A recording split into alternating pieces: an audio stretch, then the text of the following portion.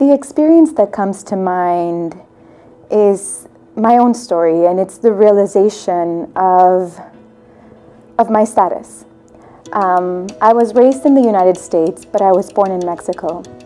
And when I was a teenager, I realized that I didn't belong to this community.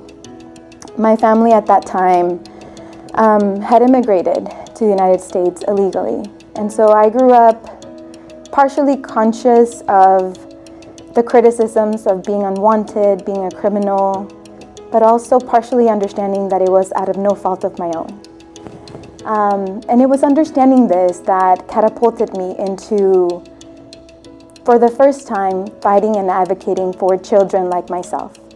So that led me into the journey of community activism, that led me into the journey of nonprofits, as I was able to pursue an education through the love and the support of this community, and I wanted to jump back and give back. And so it was my immigration status that was the biggest challenge, but it also became a blessing, and it opened many, many doors for me to share my story and in another way be able to connect and find a new home in this community. One of the challenges that I have faced, out of many I'm sure, one of them was when I finished grad school and I didn't find a job immediately. And I had to start thinking outside the box of what my skills and what my talents were and how I could implement those into something different. And what it's turned into is a career and experiences that now propel me into the future, and I can't wait to see where else they go.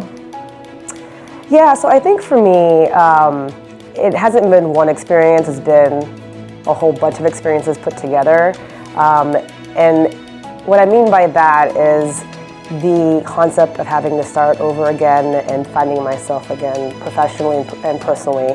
I have gone from being a financial analyst at Enron to working on movie sets and radio stations, to becoming a lawyer, to then having to start over again, living abroad, becoming a writer, and working in the startup world, coming back to the US. I had gone back and forth a lot to different places because of my husband's job, and then finding myself again after becoming a mother of two.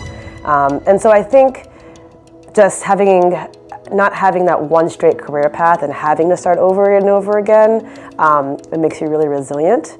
I think the things I learned from that were it's never too late to figure out what you want to do and find something that you love. And I think the second most important thing from that, from learning, from changing careers and starting over again, is that it's okay to cross out things you don't like.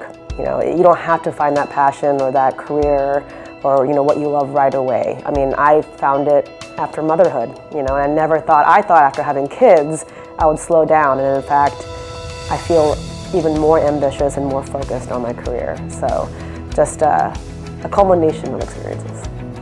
What's impacted me the most is seeing my mom. She was the CEO of our household. I never knew that there was a certain role for a man or a woman. It was she just did it all. And she instilled those values in me today, and the ambition and the drive to get things accomplished. And so for me, things that challenged me or faced me, I never really knew they were obstacles. I was just believing in myself, being true to myself, trusting my gut, and really just leveraging and getting myself in the door, because what I did was I was able to stay in the door and get things accomplished. So it was really, seeing my mom and how she instilled those values in me were what led me to my successes today. Well, when I first got really involved with city government, I ran for city council and I lost.